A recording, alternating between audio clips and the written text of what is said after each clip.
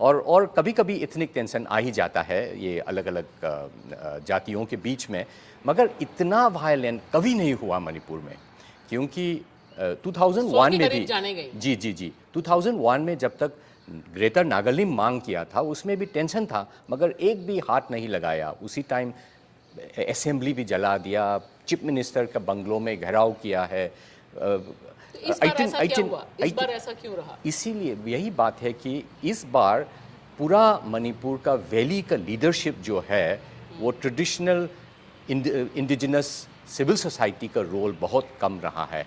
एक नया तरीके का ग्रुप आया है, ज़्यादातर ये मैतेई लिपुल और आराम भाई तेंगोल, एक नया ग्रुप आया है, उसे बहुत मिलिटेंसी इंजेक्ट किया है लोगों को।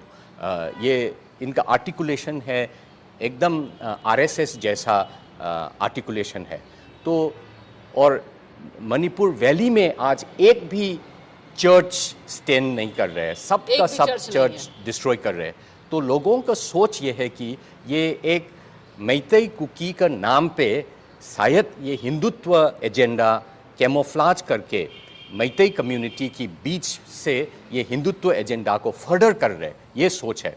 एकदम एक अच्छा पिक्चर तो जब तक एक प्रॉपर इंक्वायरी करेगा उसमें इमर्ज करेगा, मगर बहुत जो केयरफुली मणिपुर का सोसाइटी को ऑब्जर्व करने वाला लोग, क्योंकि 2001 में एक भी नागाब पे हाथ नहीं लगाया कि क्यों इतना मारपीट इस टाइम हो रहा है, और ज़्यादातर ये वर्शिपिंग सेंटर्स और चर्चेस को अटैक कर रहे हैं। ये बात नहीं है कि टेंपल अटैक नहीं किया, कुकी मिलिटेंट्स ने टेंपल को भी अटैक किया है, मगर इतना वाइड स्प्रेड लेवल में जो अभी चर्चेस को अटैक कर रहे हैं और कुकी इनोसेंट सिविलियन को अटैक कर रहे हैं, ये ऑर्डिनरी पीपल तो वो मतलब इसको रेस्ट्रेन करने के लिए कोशिश कर रहे हैं।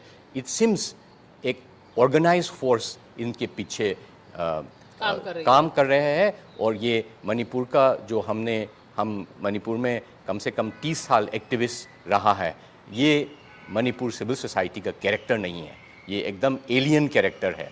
ये कहाँ से आया, ये एक ठीक से प्रोब करके ये रिस्पॉन्स कैसा आया है, इतना वायलेंट कैसा हुआ है, ये एक जुडिशियल इंक्वायरी करने के लिए, हाई लेवल जुडिशियल इंक्वायरी करने के लिए अभी लोग मांग है। और इसमें इसका एकदम असली परिचय सबके सामने, पब्लिक के सामने रखना बहुत ज़रूरी है।